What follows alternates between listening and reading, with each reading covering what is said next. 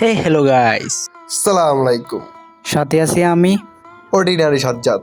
যদি তুমি মনে করে থাকো শিক্ষা জাতির মেরুদণ্ড, তাহলে আজ থেকে তুমি এটাও মনে করতে পারো দুর্নীতিবাজার চোরেরা হচ্ছে জাতির মেরুদণ্ড। আসলে শিক্ষা ব্যবস্থা আগের মতো না থাকলেও দুর্নীতি কিন্তু আগের মতোই আছে।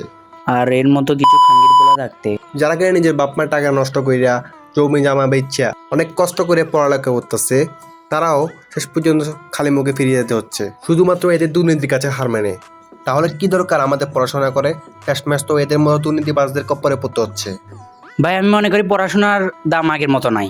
এখন আমার কথা হচ্ছে, যারা এর থেকে প্রশ্নগুলো কিনে বিশেষ ক্যাডার হয়েছিল, তারা তো এর থেকে বড় মাথাচ্ছদ হবে। তারা পারলে তো পুরো দেশ তারা বেঁচে খাইয়ে দেবে। তখন আপনারা কি করবেন? আর এই হালারে যখন জিজ্ঞেস করছিল যে তুই টাকাগুলো নিয়ে কি করছিলি, ও বলে কি আল্লাহ রাস্তা দামন করিয়া দিয়েছে। আচ্ছা, আমি আমার ছোট ভাইয়ের রাতকে একটা জিনিস জিজ্ঞেস করি, রাহাত, জি ভাই, বলেন। ধর তোর বাসায় তো একটা চোর আসছিল,